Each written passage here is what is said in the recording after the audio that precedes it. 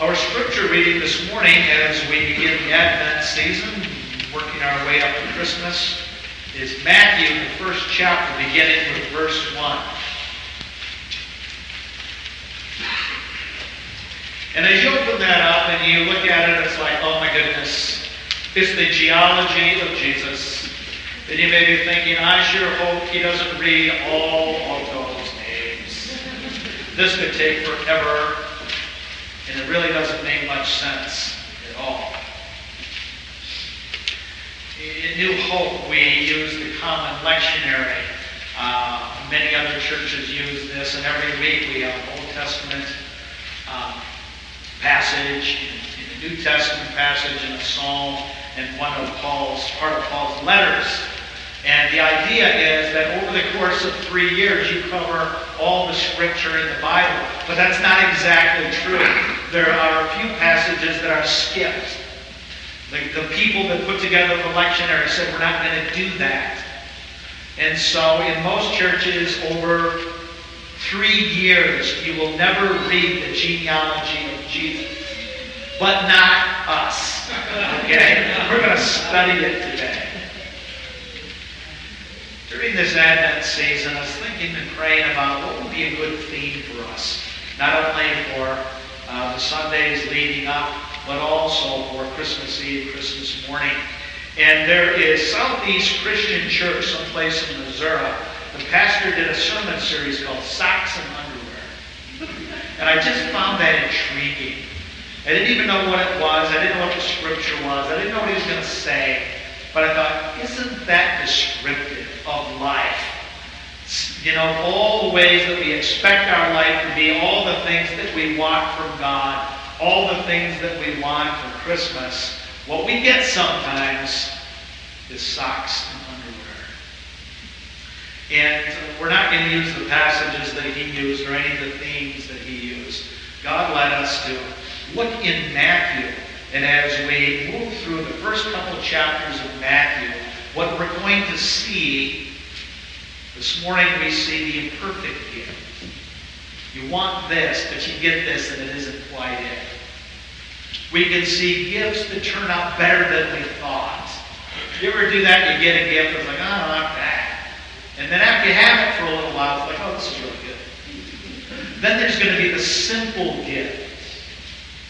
Then there's going to be the imperfect gift. And on Christmas morning, this just falls on Christmas morning, we're going to talk about the gift we wish we could return. Every once in a while we get a gift. We not only can't really see the usefulness of it, but we really don't like it. And we want to take it back. That will be Christmas morning. So here we are in Matthew, the genealogy of Jesus. And we look at it and we sigh and we settle in for about 6 minutes of reading some fairly difficult names. And we wonder about Matthew, why of all the marvelous things that you could say about Jesus the Messiah, why would you start with a list of his ancestors? But Matthew is written particularly to people of Jewish lineage. There's a lot of Jewish stuff in there. There's Jewish references that only Jews would understand. And when a Jew read this, he or she would be shocked. In some cases, be horrified. And they would be holding their heads and saying, can these people possibly be Jesus the Messiah's family? There's got to be mistakes. Because if one Jew was getting to know another Jew, especially a man to a man, first thing they would ask, who's your father? Who's your grandfather? Who's your great-grandfather? It was all about lineage.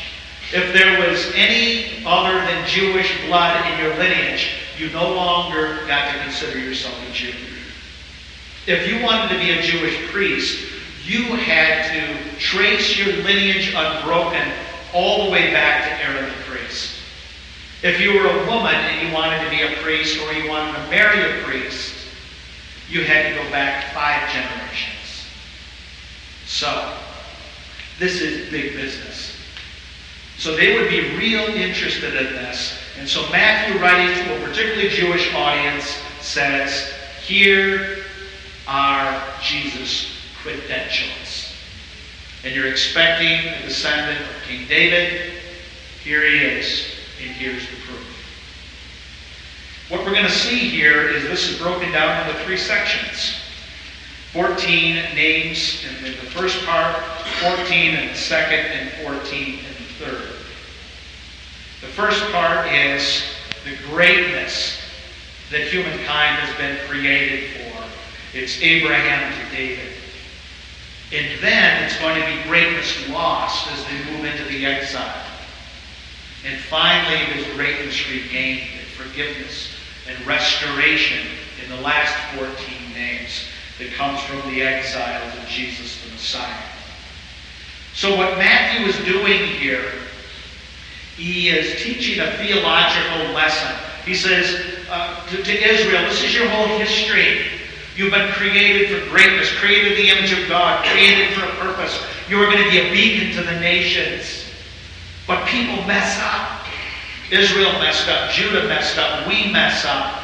And we don't lose our relationship with God, but that greatness could be lost. But it isn't the end of the story. The end of the story is forgiveness and restoration in Jesus Christ. Now, why did we say at the beginning that if a Jew read this, they might even be horrified? Because in a good Jewish man's lineage, what you're going to see is all Jews, really good men, no outsiders. The genealogy of Jesus. The record of the genealogy of Jesus Christ, the son of David, the son of Abraham. Abraham was the father of Isaac. Now, watch as we read these names. And they may all be Greek or Hebrew to you. Or you may know some of these and say, wait a minute, I thought this was supposed to be just good Jewish men.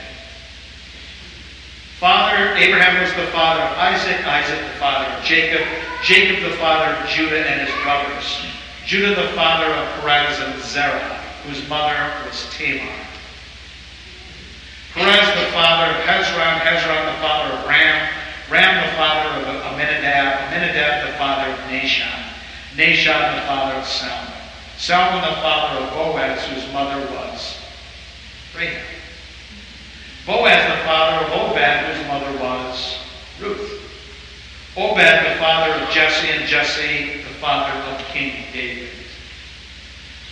So as they look at the lineage of Jesus, who are they seeing in the first 14? First of all, there are women in there. Women in this day were property. You can dispose of them as you wish. And they certainly were not important enough to know their lineage. Now Mark, interesting, he has a different lineage, doesn't he? And he traces that one down through Mary. It ends with Mary. This ends with Joseph. So already people are looking at this and they're saying, who is this Jesus?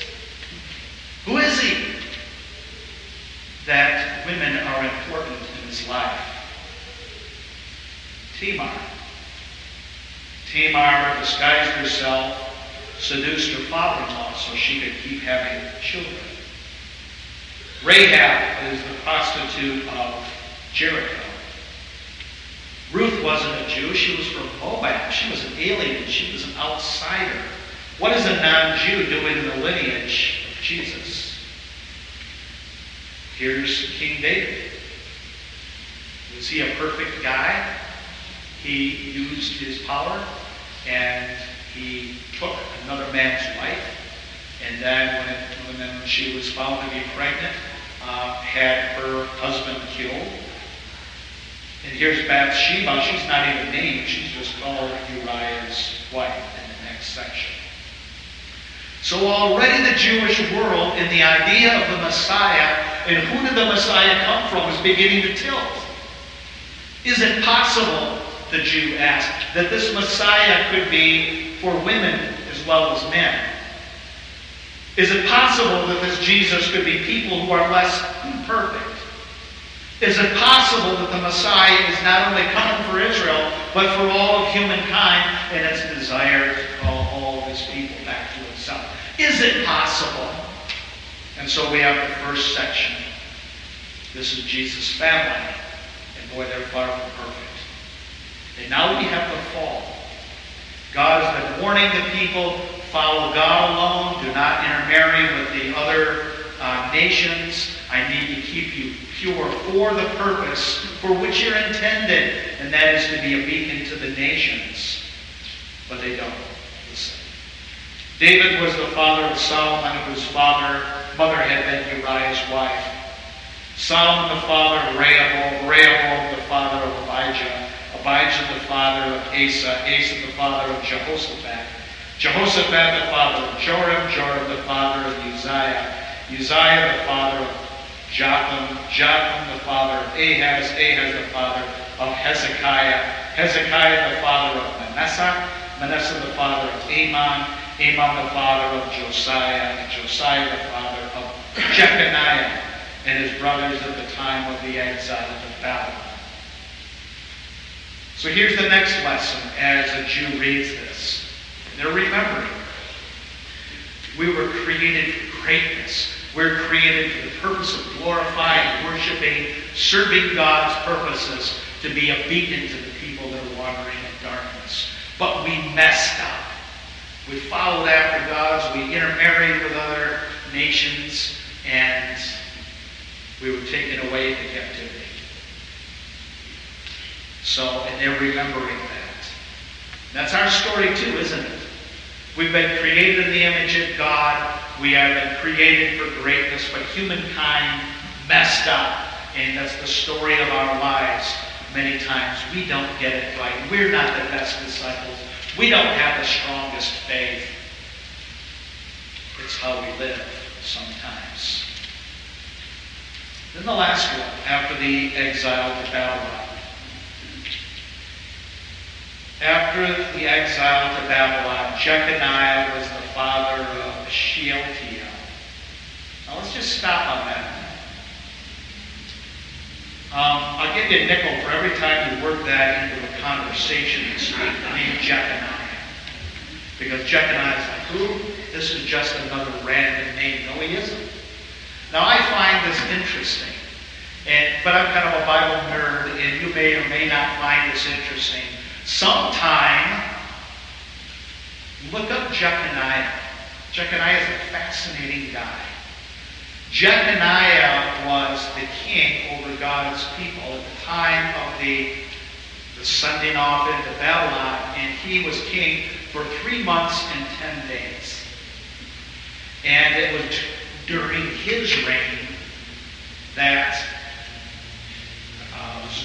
the king Nebuchadnezzar from Babylon came in, invaded God's people, and took about 3,000 or 5,000 of them off into captivity for punishment, to show them that this is what happened. You listen, or you're going to pay a price, and I'm going to discipline you to turn you back toward me, because I need you to do stuff. Now, the thing that's interesting about Jeconiah is the only one in Jesus' lineage that was cursed by God.